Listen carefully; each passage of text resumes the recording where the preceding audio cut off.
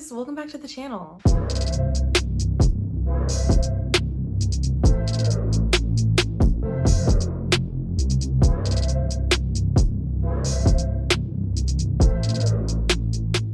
I have officially been working as a phlebotomist for the past 2 months. While that is a short amount of time, the experiences that I've had within that time frame have been eventful, to say the least. I can't tell you where I work, but I can tell you how I got hired. If I would have known this sooner, I would have been employed a year ago. I got my phlebotomy license in August of 2022. It's now January 2024.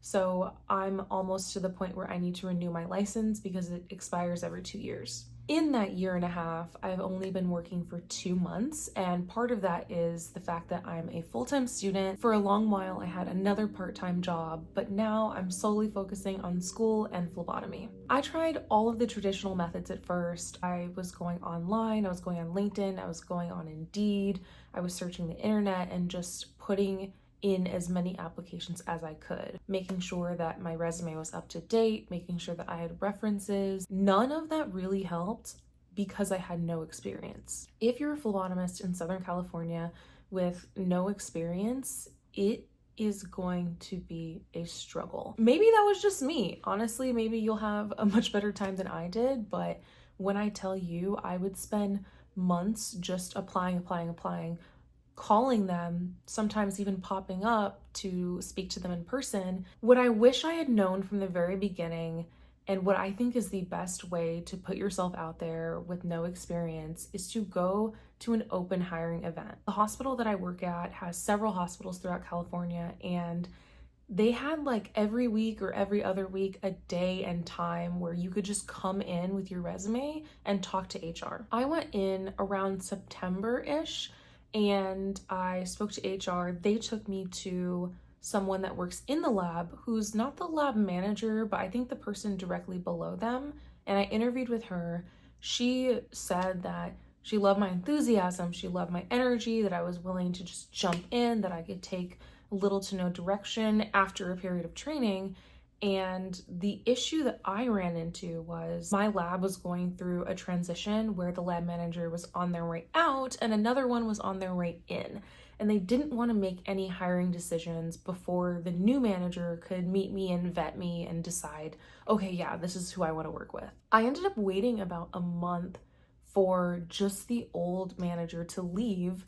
And then once the new manager had started, I had to wait another 2-ish weeks to let them get acclimated before I could come in and begin the hiring process. Thank goodness that I was preoccupied with school, with family, with my other job, because under normal circumstances, I wouldn't really recommend putting all your eggs in one basket. Honestly, in any case, you shouldn't. You should be applying to multiple places. But I was told about this place from a friend of a coworker at my other job. Honestly, it ended up working out perfectly. Once I interviewed with a new manager, it was honestly pleasantries from there on out. Figuring out my schedule, figuring out my pay, which is not amazing. I'm gonna be very honest with you. The ranges that you see on Indeed and LinkedIn are probably not what you're gonna get as a new phlebotomist, and you're just gonna have to be okay with that. Notice how I'm talking to myself right now. If you're savvy and you're Googling, searching for open hiring events, for walk-in, like resume events, then you'll undoubtedly find something. And from there on out, it's honestly how great your resume is, your availability, and your personality.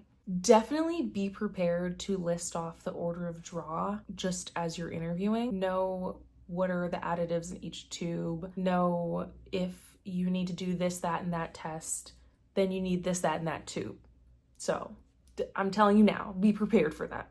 Because my hospital is going through a transition, the training period for me was not the smoothest, I'll admit, and that's a whole nother story, but I'm just gonna jump into some scenarios that I, as a new phlebotomist, and even someone that spent years volunteering in a hospital, was not prepared for. I was a co-Pell scholar as an undergraduate student for 2 full years, and I went through so many different med-surg floors.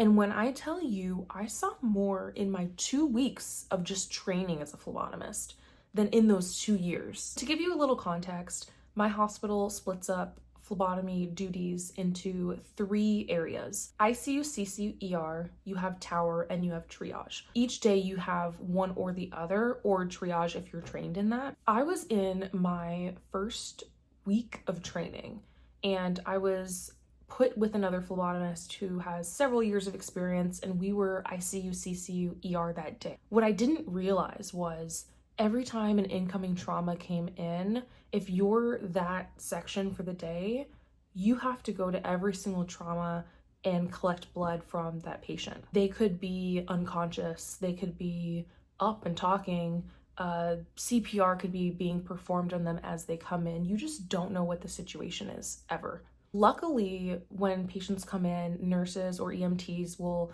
immediately try and start a line, so they'll get IV access, and through that they can usually just give you blood. You take the sample, you fill out your paperwork, you put it in the tubes, you take it to the lab. Like, usually it's a very streamlined process, but there are some times where you will have to jump in through the chaos and try and draw the patient and get their blood. So in my first week of training, the phleb that was training me gave me like the lead. So I was in charge of filling out the paperwork, putting the blood band on the patient as they came in, and getting the blood from the nurse or EMT, or drawing the blood to then distribute it into our tubes. I can't go into too much detail because confidentiality, and just we don't want to get too graphic on this channel. This individual came in with no pulse. CPR was being done. They were bagged. They were providing oxygen. One of their limbs was nearly severed off, and they were pretty much fully naked. Of course, they try and cover them as much as possible to be respectful, but like when you're in that dire of a situation, they just cut your clothes off so that they can provide you care. The good news is they pulled through. However, that situation in itself was just so like adrenaline, like rushing. I don't think I'll ever forget it, to be honest. And in situations like those that you just have to be mentally prepared for, you could literally see anything. And that's really if you're working in a hospital, right? On that same note, you could be tasked with drawing combative patients, with drawing psychiatric patients that will resist you and fight you or spit at you. And there are a lot of times in those situations where honestly the first thing I'll do is get the nurse. Whenever I go to ICU, CCU, ER, I talk to the nurse before I talk to the patient, because you never know what you're gonna get in that situation. And you could have patients that are in 4-point restraints from trying to fight hospital staff, from trying to spit at you. You could have psychiatric patients that aren't completely mentally there. So a lot of situations where you just have to roll with the flow. You have to be able to pivot and persevere and just figure out the best way to accomplish your job, because at the end of the day, what's the most important is that you get blood and that the patient is safe, obviously. But a lot of times, like, phlebotomists will tell you, like, that's your one job, is to get blood, and if you can't do that, then tough luck. And that's honestly tough love, but it is the truth. If you're struggling at the beginning because you have no experience and you're missing draws and things like that, you will get some tough love. So just be prepared for that. You will get better. Like, this is just a learning curve. Once you get comfortable and once you get more practice, like, you absolutely will be leaps and bounds better than when you first started. And I can say that from personal experience. Very personal experience. The last thing I will say is I was not prepared for how emotionally exhausting this job can be. And it's mainly because as you're going around doing your draws, a lot of the time having to draw the same patient multiple times a day, depending on how long your shift is, since labs are morning and evening, and sometimes in between, depending on what they're doing, you're not gonna be greeted with a smile or happiness or like, hey, most of the time. Most of the time it's like, ugh, God, again, why are you here? Can you not? Like, it, most of the time, it's responses like those that you'll start out the interaction with. I am naturally a very like gregarious person. Like, I like talking to people. I like meeting new people. And I generally try and have a positive outlook no matter what the situation is. And I think that in itself has helped me tremendously because I don't really bring that baggage with me.